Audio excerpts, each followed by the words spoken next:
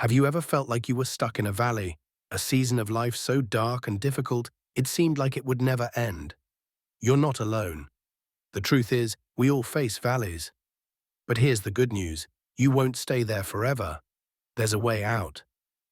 And today, we're going to talk about how God not only walks with you through the valley, but uses it to prepare you for something greater. Valleys, a universal experience. Life isn't lived entirely on the mountaintops. The peaks may be beautiful, but they're rare.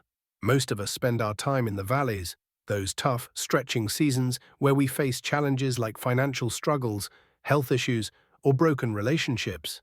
But did you know that even in the valley, God is with you? Psalm 73:28 says, "As for me, God's presence is all I need. I've made the sovereign Lord my shelter." God doesn't abandon you in your hardest moments. He's there, walking with you, giving you the strength to keep going. But why do we have to go through these valleys? What purpose could they possibly serve? God's promise in the valley. Isaiah 41:10 offers a powerful reminder. "Do not fear, for I am with you. Do not be dismayed, for I am your God.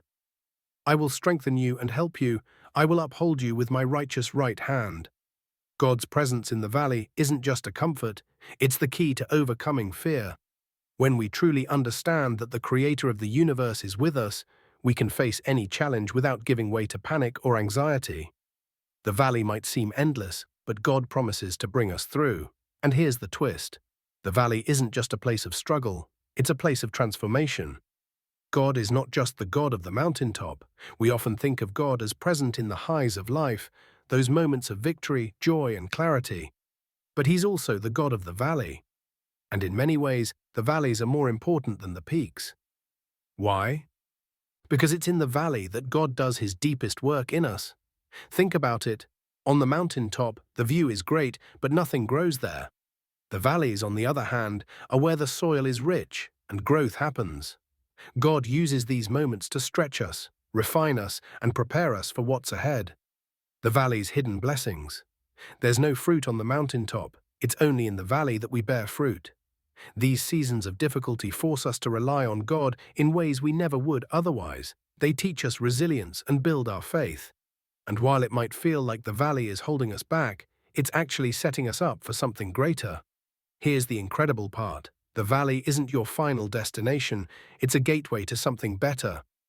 Psalm 23:4 says, "Yea, though I walk through the valley of the shadow of death, I will fear no evil, for you are with me." Notice the word "through." The valley is not a place you stay, it's a place you pass through. Faith during the darkest times. Let's be honest, sometimes it's hard to feel God's presence in the valley. You might feel abandoned or overwhelmed, like everything is working against you. But even when you can't see His hand, you can trust His heart. In those moments, remind yourself of this truth.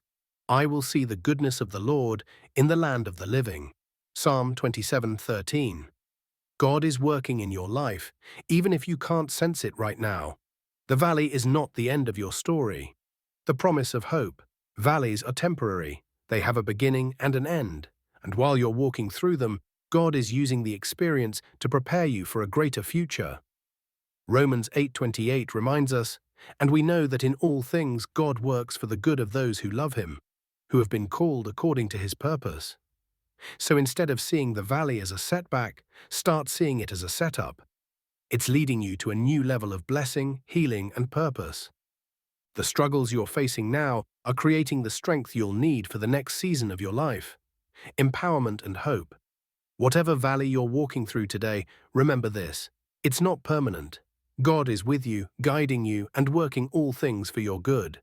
Don't let the valley define you. Instead, let it refine you. Take a moment right now to thank God for being with you, even in the darkest moments.